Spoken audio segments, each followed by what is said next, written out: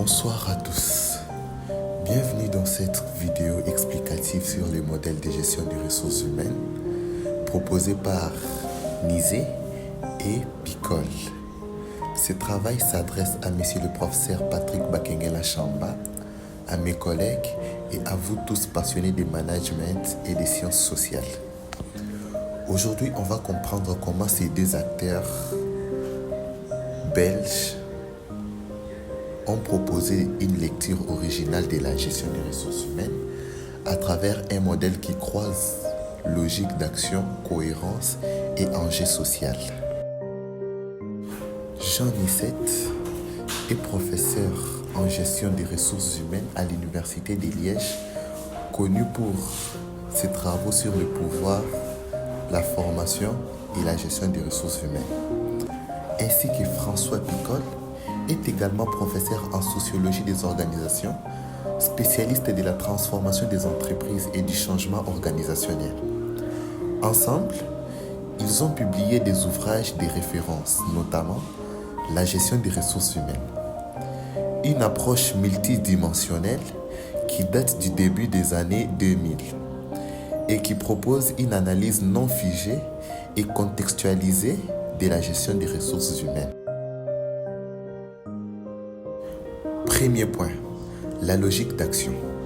Chaque acteur, ressources humaines, manager ou encore salarié, agit selon une logique économique, sociale, juridique et symbolique. Exemple, un directeur des ressources humaines peut défendre une logique économique, réduire les coûts, tandis que un syndicat privilégiera une logique sociale, protéger les travailleurs.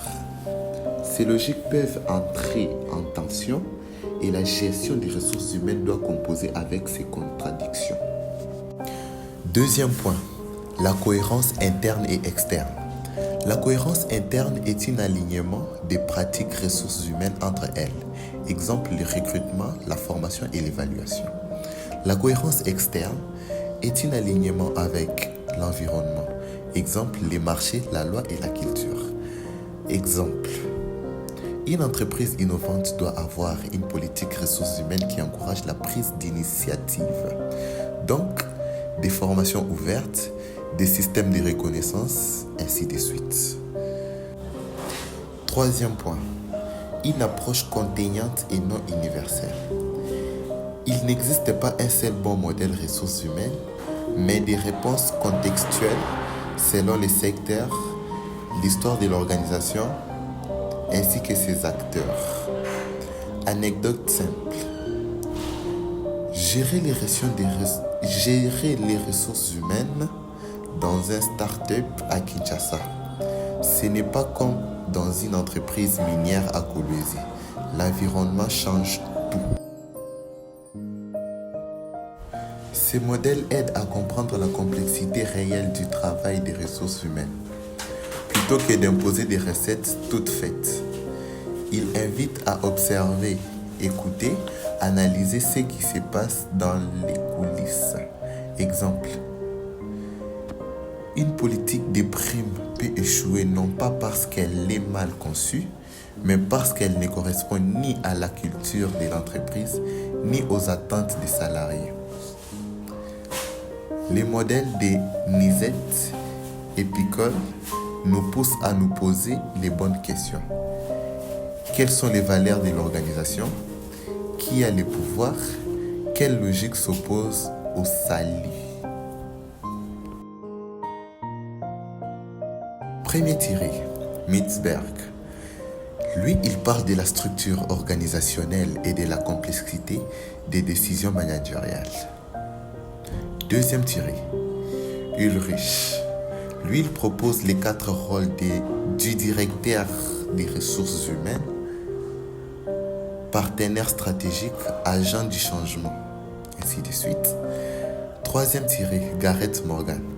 Avec ses métaphores des organisations, il montre aussi qu'il existe plusieurs façons de voir une entreprise. Quatrième tiré, Crozy. Lui, pour qui toute organisation est un jeu de pouvoir et de stratégie. Quels sont les ouvrages de référence?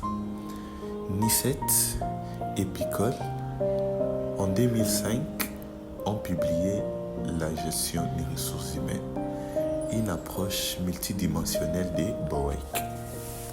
Picol, en 2006, a publié La gestion des ressources humaines, évolution, modèle des pratiques. Mitzberg, en 1998, a publié Le management, voyage au centre des organisations.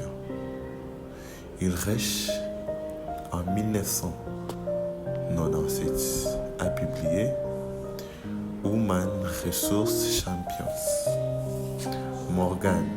Gareth Morgan, en 1997, a publié Images of Organization.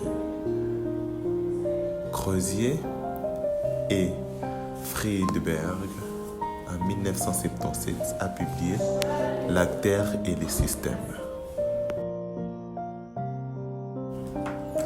En résumé, Nicet et Picol nous rappellent que la gestion des ressources humaines est une construction sociale complexe, influencée par des jeux d'acteurs, des contextes spécifiques et des logiques parfois opposées. Leur modèle est un outil d'analyse précieux pour les chercheurs, les praticiens, ainsi de suite. Et pour toute personne qui veut mieux comprendre le monde du travail. Merci de votre attention soutenue. N'hésitez pas à liker, commenter et partager pour faire vivre ces idées.